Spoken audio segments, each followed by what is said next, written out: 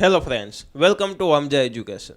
આ વિડીયોમાં આપણે જોવાના છીએ ધોરણ 9 વિષય ગુજરાતીનું એકમ 20, જેમનું નામ છે સમાજ સમર્પિત શ્રેષ્ઠી, જેમનું સ્વાધ્યાય સોલ્યુશન એકદમ વ્યવસ્થિત રીતના આપણે આ વિડીયોની અંદર જોવાના છીએ. તો ચાલો સરસ રીતના વિડીયોની શરૂઆત કરીએ. પરંતુ ચાલુ કરતાં પહેલાં જો તમે આ ચેનલને સબસ્ક્રાઇબ નથી કરી તો તમારે સબસ્ક્રાઇબ કરીને બેલ આઇકન દબાવવાનું છે, વિડીયોને લાઇક કરવાનો છે તથા આ વિડીયોને તમારા મિત્રો પરિવાર દોસ્તો સાથે જરૂરથી શેર કરવાનો છે. ચાલો સરસ રીતના આપણે વિડીયોની શરૂઆત કરીએ.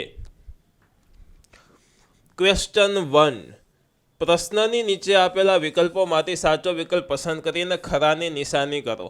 મોટા ક્વેશ્ચનમાં તમને સાથે સાથે લખવાનો પણ ટાઈમ આપીશ. જ્યારે હું તમને લખવાનો ટાઈમ આપું ત્યારે તમે વિડીયોને પોઝ કરીને અથવા તો સ્ક્રીનશોટ લઈને લખી શકશો. પહેલું, કિશોર વયે નાનજીભાઈમાં કેવા પ્રકારની સાહસિકતા હતી? જ્યારે નાનજીભાઈ કિશોર વયના હતા એટલે કે નાના હતા ત્યારે તેનામાં કેવી સાહસિકતા હતી? તો કે અણડીઠેલી ભૂમ પર પગ મૂકવાની, વણખેડેલી જમીન પર ખેતી કરવાની, પર્વતના શિખર પર પગ મૂકવાની કે દરિયાના તાંડવમાં વાહન ચલાવવાની. તો સાચો જવાબ આવશે એ કે અણડીઠેલી ભૂમ પર પગ મૂકવાની સાહસિકતા હતી. Next, question 2.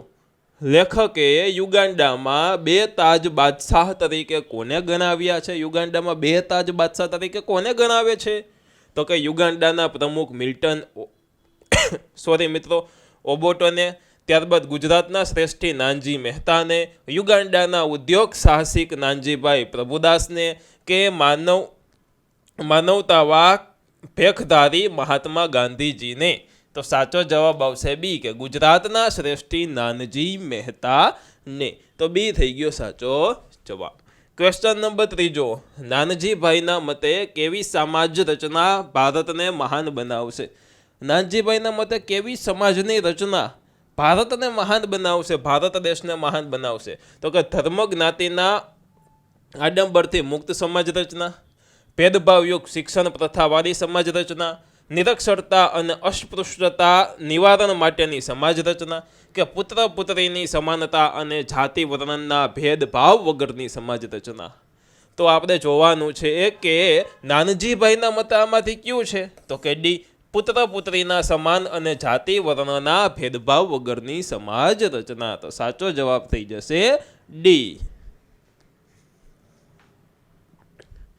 ચાલો ચોથું, નાનજીભાઈએ આર્ય કન્યા ગુરુકુળનો પાયો કોના હાથે નખાવી અને અસ્પૃશ્યતા નિવારણનું સાહસિક પગલું ભર્યું છે? તો કે એક આદિવાસી કન્યાના હાથે, ગામડાની એક અભણ બહેનના હાથે, એક હરિજન બાળાના હાથે કે એક વિકલાંગ કન્યાના હાથે? તો સાચો જવાબ આવશે સી, એક હરિજન બાળાના હાથે. ઓકે, તો આ ચોથાનો સાચો જવાબ છે. Next, question number 2. મોટા થોડા ક્વેશ્ચન, બરાબર, 2-3 વાક્યોમાં આપણે ઉત્તર લખવાના છે. તો એ પ્રમાણના જવાબ હોય આપણને કાંઈ વાંધો નથી, આપણે એ પ્રમાણના ક્વેશ્ચનના આન્સર જોશું.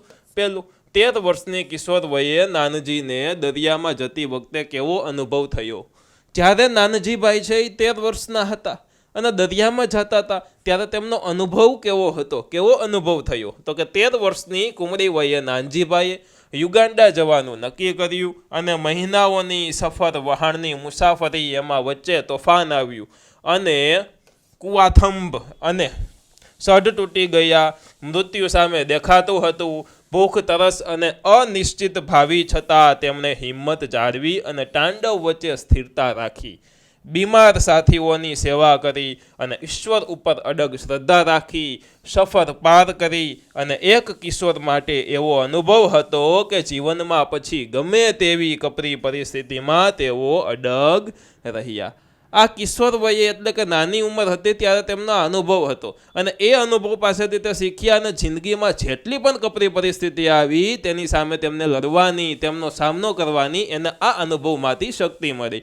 હવે આ ક્વેશ્ચનનો આન્સર તમારે લખવો હોય તો વિડીયોને પોઝ કરીને અથવા તો સ્ક્રીનશોટ લઈને તમે લખી શકો છો. જોઈએ હવે નેક્સ્ટ ક્વેશ્ચન. ક્વેશ્ચન 2, નાનજીભાઈ મહેતાના જીવનનો પંચશીલ સિદ્ધાંત જણાવો. પંચશીલ સિદ્ધાંત શું છે તે આપણે જણાવવાનો છે. તો નાનજીભાઈ મહેતાનો પંચશીલ સિદ્ધાંત આ હતો કે સાદો વેશ, સાદી બોલી, સાદું લખાણ અને ઉચ્ચ પહેરવેશ, આ સિદ્ધાંતો નાનજીભાઈએ પોતાના જીવનમાં સદાય માટે જાળવી રાખ્યા હતા. શું હતો પંચશીલ? એટલે કે 5 વસ્તુનો સિદ્ધાંત, કે સાદો વેશ, સાદી બોલી, સાદું લખાણ અને ઉચ્ચ પહેરવેશ. બરોબર, આ તેમનો સિદ્ધાંત હતો. આ ઉપરાંત સામાન્ય જનો, ગ્રામજનો, મહિલાઓ, અસ્પૃશ્યતા વગેરે માટે જે સત્કાર્યો કર્યા તેની પાછળ તેમને પંચશીલ સિદ્ધાંતો હતા.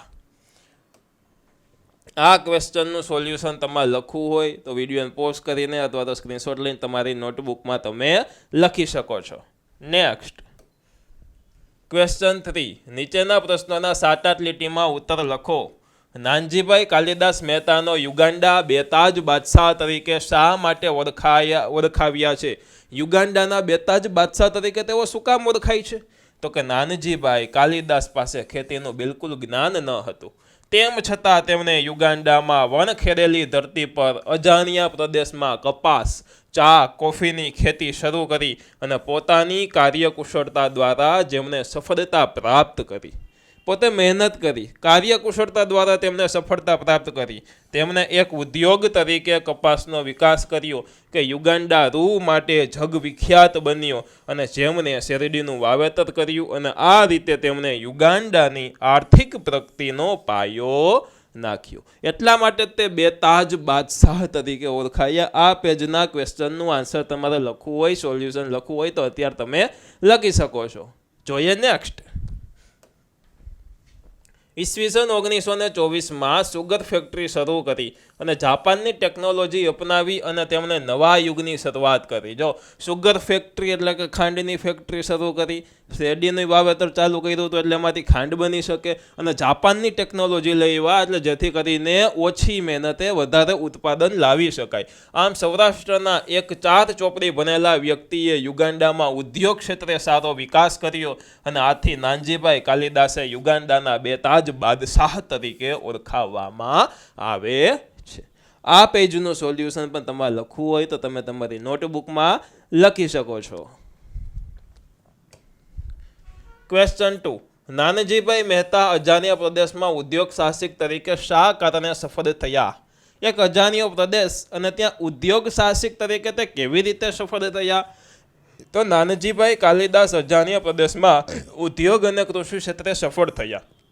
તેનું કારણ તેમની કોઠાસૂઝ અને સખત પુરુષાર્થથી અજાણ્યા પ્રદેશમાં કપાસ, ચા, કોફી, રબર વગેરેની ખેતી કરી હતી તેથી. અને આ ઉપરાંત કપાસનો વિકાસ કરીને યુગાન્ડાની આર્થિક પ્રગતિમાં તેઓએ ફાળો આપ્યો હતો. તેમણે ઈસવીસન 1924માં સુગર ફેક્ટરી શરૂ કરી અને આમ નાનજીભાઈ પાસે સાહસ, અડગ શ્રદ્ધા, દ્રઢ મનોબળ દ્વારા અજાણ્યા પ્રદેશમાં ઉદ્યોગ સાહસિક તરીકે નથી તે સફળ થયા. એક અજાણ્યો પ્રદેશ અને ત્યાં ઉદ્યોગ સાહસિક તરીકે તે સફળ થયા. આ પેજનો સોલ્યુશન તમારે લખવું હોય તમારી નોટબુકમાં તો વિડીયોને પોઝ કરીને તમે લખી શકો છો. જોઈએ નેક્સ્ટ. આની સાથે સાથે મિત્રો આપણે આ પાઠનું સોલ્યુશન આખું પૂરું થઈ જાય છે. આશા રાખું છું કે મેં વ્યવસ્થિત રીતના તમને આખા પાઠનું સોલ્યુશન બતાવ્યું છે, શીખવ્યું છે.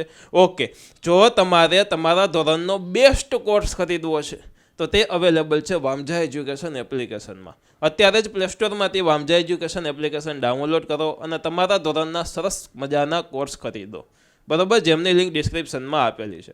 ત્યારબાદ ઘણા લોકો એમ કહે છે કે સર અમને વોટ્સઅપમાં વિડીયો મોકલો, તો આપણી સુવિધા છે, ડિસ્ક્રિપ્શનમાં વોટ્સઅપ ચેનલની લિંક છે, ત્યાં ક્લિક કરી અને ફોલો બટન દબાવી દેજો એટલે વોટ્સઅપની અંદર પણ આપણા વિડીયો આવશે. અને ત્યારબાદ આમની PDF ફાઇલ તમારે જોતી હોય આ સ્વાધ્યાયના સોલ્યુશનની તો આપણી ટેલિગ્રામ ચેનલ છે તેમની અંદરથી તમને મળી જશે. ટેલિગ્રામમાં જઈને વામજા એજ્યુકેશન સર્ચ કરીને ત્યાં ફોલો બટન દબાવી દેજો, તેમની અંદર આમની PDF ફાઇલો મૂકવામાં આવશે. મળીએ છીએ સરસ મજાના નવા વિડીયો સાથે. ત્યાં સુધી આ વિડીયોને લાઇક કરી દો, ચેનલમાં નવા હો તો સબસ્ક્રાઇબ કરીને બેલ આઇકન દબાવી દો. ભણતા રહ્યો, ગણતા રહ્યો, પ્રેમ કરતા રહ્યો. ધન્યવાદ.